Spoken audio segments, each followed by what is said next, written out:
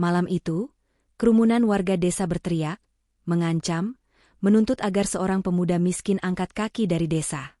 Mereka tak bisa menerima bahwa ada cinta yang tumbuh di antara pemuda itu dengan seorang janda kaya raya yang usianya jauh lebih tua.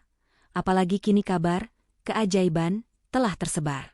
Kebencian, rumor, dan cibiran tak pernah berhenti. Namun sang pemuda dan janda itu berdiri teguh, siap menghadapi dunia. Kenapa mereka berani menentang norma dan menukar kebahagiaan mereka dengan aib dan hinaan?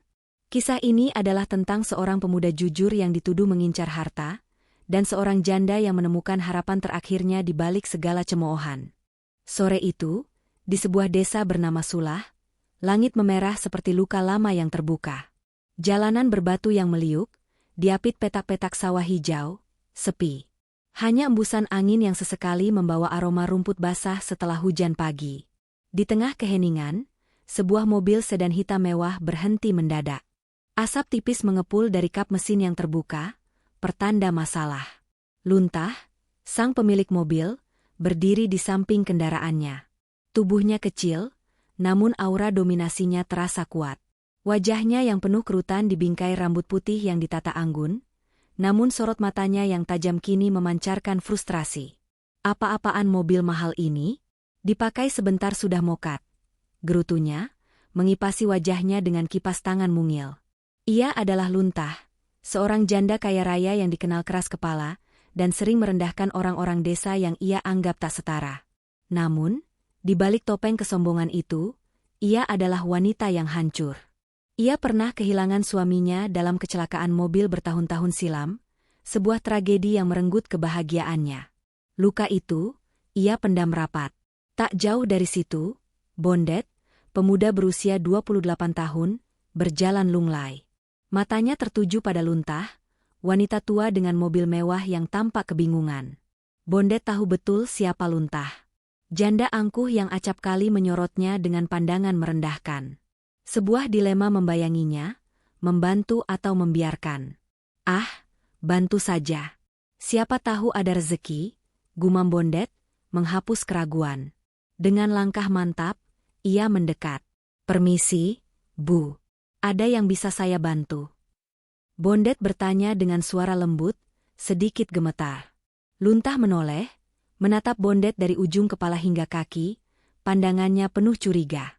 Kamu siapa? Jangan macam-macam ya, hardiknya dengan nada tinggi. Bondet tertegun, namun ia berusaha tetap tenang. Saya Bondet, Bu. Tinggal di desa ini juga. Saya cuma mau bantu, tidak ada niat buruk. Luntah mengamati Bondet lebih saksama. Wajah pemuda itu terlihat polos, meskipun pakaiannya kotor dan berbau keringat. Akhirnya, rasa putus asa mengalahkan keangkuhannya. Kalau kamu bisa benerin mobil ini, benerin saja. Tapi kalau tidak, jangan ganggu saya, katanya, melipat tangan di dada. Bondet mengangguk, segera memeriksa mesin berasap itu. Tangannya yang cekatan menemukan masalahnya, radiator kekurangan air. Ia menunjuk sungai kecil di dekat sawah. Luntah mengangguk ragu, mendesaknya untuk cepat. Dalam waktu singkat, Bondet mengisi air, membersihkan mesin, dan menutup kap mobil. Coba hidupkan mobilnya, Bu, kata Bondet. Luntah masuk ke mobil dan memutar kunci. Mesin menyala mulus.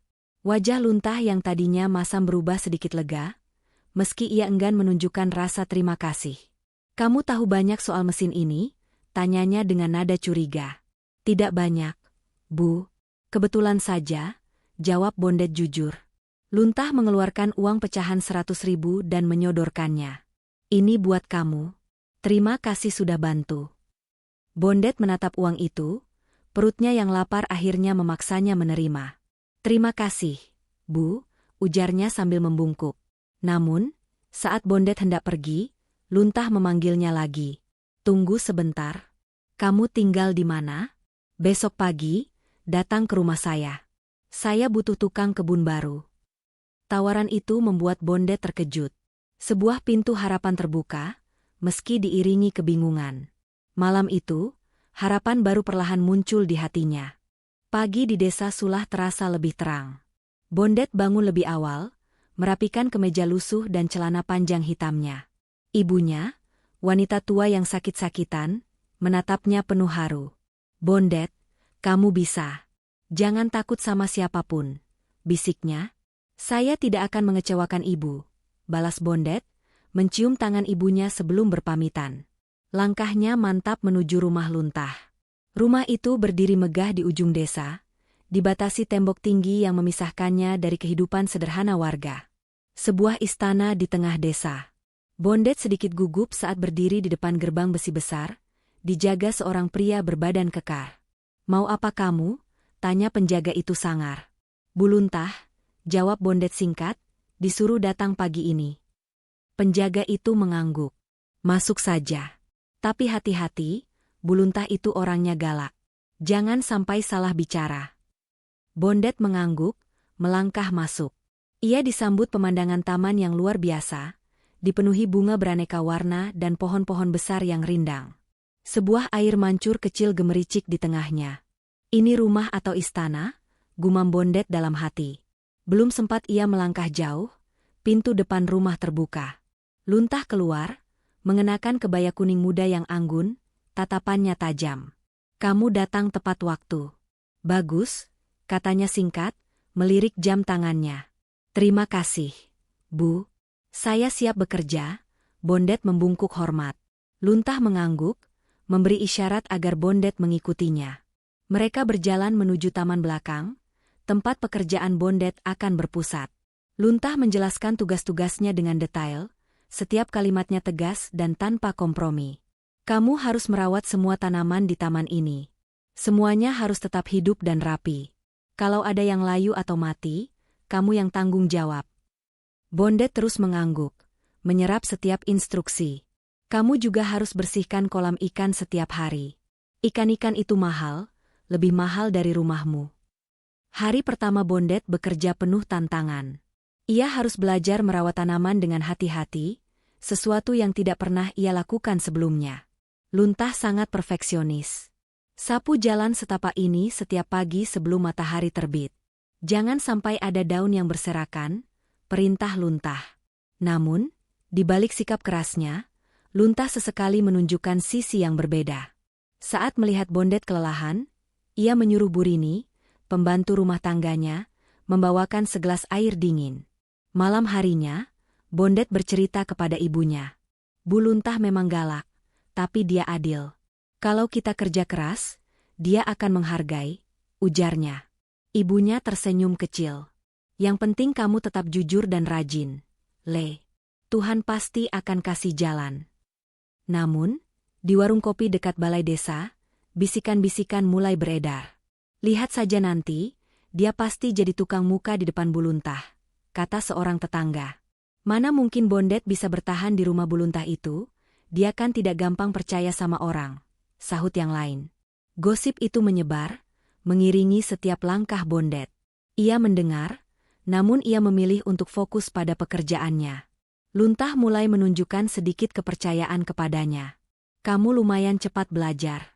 Tidak banyak orang yang bisa bertahan lebih dari seminggu di sini, kata Luntah, meskipun nadanya tetap dingin, ada sedikit senyuman di sudut bibirnya. Bondet merasa, di balik tembok kekerasan Luntah, ada kesepian yang dalam. Malam itu, bulan menggantung di langit desa Sulah, angin bertiup lembut membawa hawa dingin yang menusuk kulit. Bondet sedang memangkas dahan pohon mangga di taman belakang rumah Luntah. Tugas itu tampak sederhana. Namun ia tahu, sedikit saja salah, omelan panjang akan ia terima. Sementara itu, Luntah duduk di teras rumahnya, memandangi taman dengan tatapan kosong. Secangkir teh hangat di tangannya tak tersentuh. Wajahnya yang biasanya keras, tampak lebih lembut, namun penuh dengan kesedihan yang sulit disembunyikan. Ada sesuatu yang mengganggu pikirannya, sebuah rahasia yang jauh lebih dalam dari sekadar kehilangan suami. Bu, saya sudah selesai memangkas dahan pohonnya, ujar Bondet memecah keheningan. Luntah tersentak dari lamunannya. Ia menoleh ke arah Bondet, mencoba memasang ekspresi tegas seperti biasa. Bagus. Jangan lupa bersihkan daun-daunnya juga. Saya tidak suka taman ini terlihat berantakan. Bondet mengangguk. Namun saat hendak kembali bekerja, Luntah memanggilnya lagi. Bondet, sini sebentar, katanya, nadanya lebih lembut dari biasanya. Bondet ragu sejenak, lalu melangkah mendekat. Ia berdiri sopan, menunggu. Kamu tahu, sudah lama sekali saya tidak melihat taman ini tertata dengan baik. Sejak suami saya meninggal, tidak ada yang benar-benar peduli dengan taman ini. Luntah berujar pelan, suaranya hampir seperti bisikan. Bondet terkejut. Ini pertama kalinya Luntah berbicara tentang suaminya. Ia tidak tahu harus merespons, jadi ia memilih diam. Suami saya mencintai taman ini sendiri. Dia bilang ini tempat kami bisa menghabiskan waktu bersama, jauh dari hiruk-pikuk dunia. Luntah melanjutkan, matanya mulai berkaca-kaca. Dia meninggal dalam kecelakaan mobil malam itu. Hujan deras dan mobil kami tergelincir di tikungan jalan. Saya selamat, tapi dia tidak. Sejak saat itu, hidup saya tidak pernah sama. Bondet tertegun. Ia tidak menyangka wanita yang terlihat begitu kuat ini, ternyata menyimpan luka begitu dalam. Ia merasa simpati, namun tak tahu bagaimana cara menghibur Luntah tanpa membuatnya merasa lebih terluka. Maaf, Bu, saya tidak bermaksud mengungkit-ungkit, kata Bondet pelan. Luntah menggeleng kecil. Tidak apa-apa. Mungkin saya butuh seseorang untuk mendengarkan. Selama ini saya tidak pernah punya siapapun untuk diajak bicara. Luntah menghela napas panjang. Kerabat saya hanya peduli pada harta saya, dan teman-teman saya, yang mereka sudah lama pergi. Bondet merasa semakin tersentuh. Ia tak pernah menyangka bahwa Luntah yang angkuh ini, sebenarnya adalah jiwa yang kesepian. Bu, kalau ibu butuh seseorang untuk mendengarkan, saya di sini. Luntah menatap Bondet, membaca niat tulusnya. Akhirnya, ia tersenyum tipis. Terima kasih, Bondet. Kamu lebih baik daripada kebanyakan orang yang pernah saya kenal. Hari itu, ada sesuatu yang berubah. Luntah mulai lebih sering berbicara dengan Bondet, meskipun hanya hal-hal kecil. Tembok yang selama ini mengelilingi hatinya perlahan runtuh. Namun, di balik semua itu, Luntah menyimpan rahasia lain yang lebih menyakitkan. Ia kehilangan anak satu-satunya, seorang putra yang meninggal akibat penyakit bawaan sejak lahir. Luka itu jauh lebih dalam dari kehilangan suaminya, dan selama ini terkubur rapat di hatinya. Kehilangan ganda inilah yang membentuk Luntah menjadi wanita keras dan penyendiri yang sekarang. Angin berembus pelan, membawa wangi bunga melati dari taman rumah Luntah. Di bawah pohon jambu yang rindang, Bondet sibuk membersihkan daun-daun gugur. Ia kini merasa semakin nyaman bekerja di rumah itu, meskipun tugasnya terkadang menguras tenaga. Rasa lelahnya terbayar dengan kepercayaan yang perlahan diberikan Luntah. Di dalam rumah, Luntah termenung di depan jendela besar yang menghadap taman. Pikirannya melayang, mengenang percakapan dengan Bondet beberapa hari lalu. Pemuda itu, dengan kesederhanaannya, telah membawa kehangatan yang bertahun-tahun hilang dari hidupnya. Namun, di sudut hatinya, kekhawatiran mulai tumbuh. Apa yang akan orang-orang pikirkan? Gumamnya pelan. Ketukan di pintu memecah lamunannya. Bu Rini, pembantu rumah tangga setia, masuk dengan ekspresi cemas. Bu, tadi saya dengar orang-orang di pasar mulai membicarakan ibu, ujar Bu Rini dengan nada hati-hati. Luntah menoleh, alisnya terangkat. Bicara apa? Katanya hubungan ibu dengan Bondet itu tidak wajar. Mereka bilang, kok bisa seorang pemuda miskin seperti dia bekerja di sini, padahal biasanya ibu tidak percaya sama siapapun. Luntah terdiam, matanya menyipit. Setelah beberapa detik, ia menjawab dingin, biarkan mereka bicara. Itu bukan urusan mereka. Tapi, Bu, gosip ini makin liar. Bahkan ada yang bilang Bondet cuma pura-pura baik, mengincar ibu, lanjut Bu Rini. Luntah menghela napas panjang. Ia tahu, tinggal di desa kecil berarti setiap gerak-geriknya akan selalu menjadi bahan pembicaraan, apalagi ia adalah salah satu orang terkaya. Biarkan saja, Bur. Kalau kita sibuk membantah semua omongan mereka, kita tidak akan pernah selesai. Saya tahu apa yang saya lakukan, kata Luntah tegas. Namun, di balik ketenangannya, ia merasakan kekhawatiran. Ia tahu Bondet jujur, tapi dunia seringkali tidak adil. Di warung kecil dekat balai desa, gosip tentang Luntah dan Bondet menjadi topik hangat. Kalian tahu tidak si Bondet sekarang kerja di rumah Bu Luntah? Bisik seorang wanita parubaya. Iya, tahu. Apa sih? Masa cuma tukang kebun? Jangan-jangan dia jadi simpanan Buluntah, sahut pria lain, terkekeh. Gosip itu terus berlanjut, menyebar ke seluruh desa. Ibu Bondet pun sering mendengar bisik-bisik tentang anaknya. Bu, gosip ini makin parah. Saya takut nanti mereka bikin masalah, kata Burini kepada Bondet di dapur. Bondet menatap Burini serius. Saya cuma kerja di sini, Bu. Saya tidak peduli apa yang mereka bilang. Selama saya jujur, mereka tidak punya alasan untuk menghukum saya. Malam harinya, Bondet memutuskan untuk berbicara dengan Luntah. Bu, saya mau bicara soal gosip yang beredar di desa, ujar Bondet di ruang tamu. Luntah menatapnya tajam.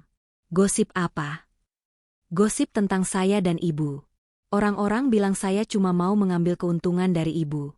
Saya tidak tahu bagaimana menghentikan ini, kata Bondet serius. Luntah menghela napas. Bondet, kamu tidak perlu khawatir tentang itu. Orang-orang akan selalu bicara apapun yang kita lakukan. Tapi, Bu, saya tidak mau jadi beban buat ibu.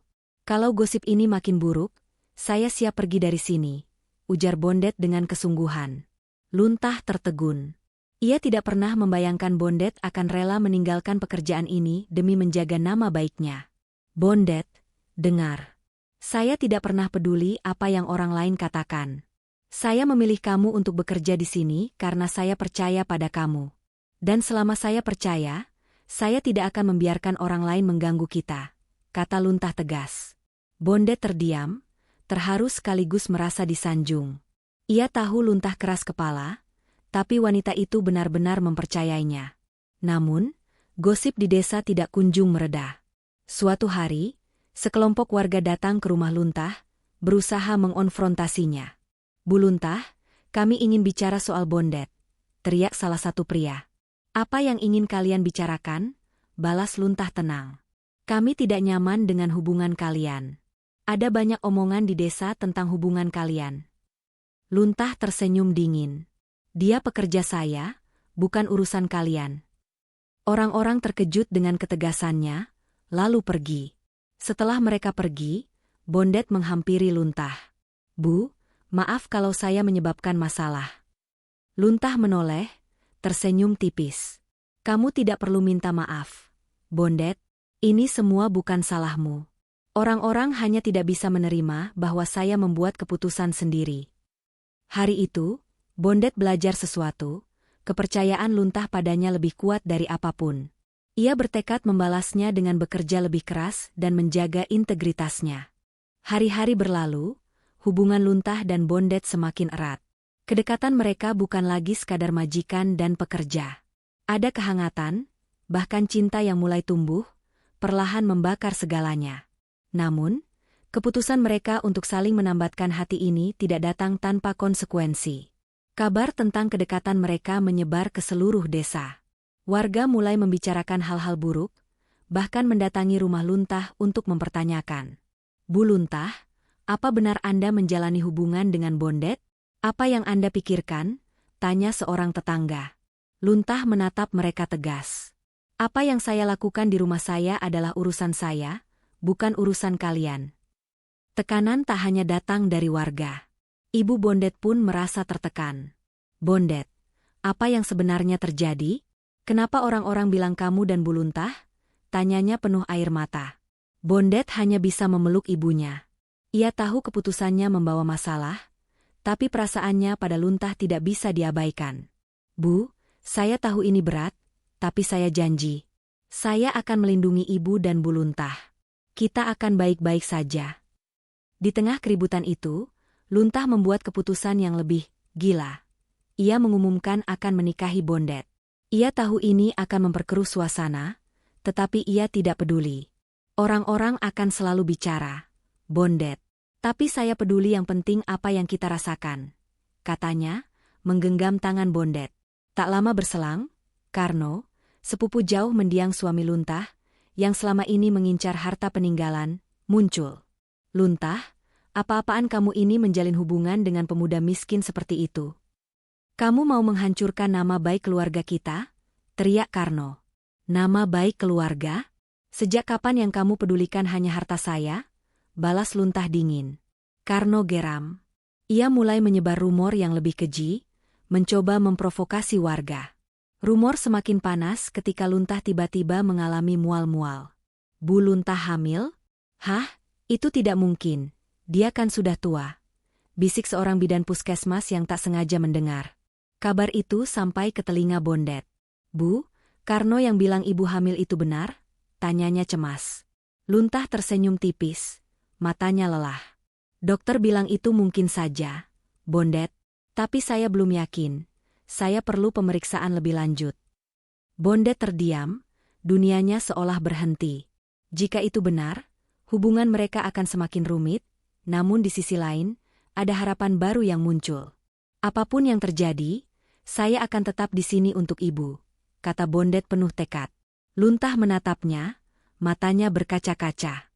Terima kasih, Bondet. Saya tidak tahu apa yang akan terjadi jika kamu tidak ada di sini.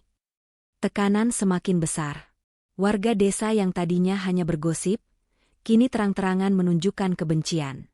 Mereka melempar batu kecil ke rumah Luntah. Suatu malam, Bondet menemukan surat anonim berisi ancaman. Kalian tidak pantas hidup di desa ini. Pergilah sebelum kami mengusir kalian. Salah seorang provokator bahkan berusaha memaksa masuk ke halaman rumah. Kami tidak akan membiarkan hubungan tidak wajar ini merusak desa kami, teriaknya. Bondet segera berdiri di depan Luntah. Ini rumah kami, hak saya untuk ada di sini dan menjaga Bu Luntah. Warga terdiam, terkejut dengan keberanian Bondet. Saya mungkin miskin, tapi saya tidak pernah mencuri atau berbuat curang. Dan saya tidak akan meninggalkan orang yang saya cintai hanya karena kalian tidak suka. Kerumunan bubar. Bondet tahu, ini belum berakhir. Beberapa minggu kemudian, kabar kehamilan Luntah terkonfirmasi. Di usia yang tidak lagi muda, ia mengandung. Berita itu sontak meledak. Bu Luntah hamil? Astaga, anak muda sekarang memang tidak tahu diri. Cibiran itu semakin parah. Luntah duduk di ruang tamu bersama Bondet dan Bu Rini. Ini hidup kita, dan kita harus melindunginya, katanya tegas. Keesokan harinya, Luntah memanggil beberapa tokoh desa. Saya tahu apa yang kalian bicarakan. Saya hamil, dan itu urusan saya. Anak ini adalah anugerah bagi kami, bukan sesuatu yang perlu kalian hina. Suara Luntah menggelegar, Bondet berdiri di sampingnya, bangga. Gosip tidak langsung berhenti, namun perlahan mereda. Banyak warga yang mulai menghormati keberanian Luntah. 5 tahun berlalu. Bondet duduk di taman, menggendong seorang gadis kecil berusia 5 tahun, Melati. Ia adalah buah cinta Luntah dan Bondet. Luntah meninggal tak lama setelah melahirkan Melati, tak kuat menghadapi risiko kehamilan di usia lanjut. Namun, ia pergi dengan bahagia, meninggalkan Melati sebagai bukti cinta yang menentang dunia. Desa Sulah, yang dulu penuh cemoohan, kini memandang Bondet dengan hormat. Mereka menyadari, cinta Bondet dan Luntah adalah sesuatu yang tulus, luar biasa, dan tak terukur oleh harta atau status. Melati adalah wujud dari keberanian dan pengorbanan itu, sebuah harapan yang tumbuh dari kontroversi dan mengalahkan segala prasangka.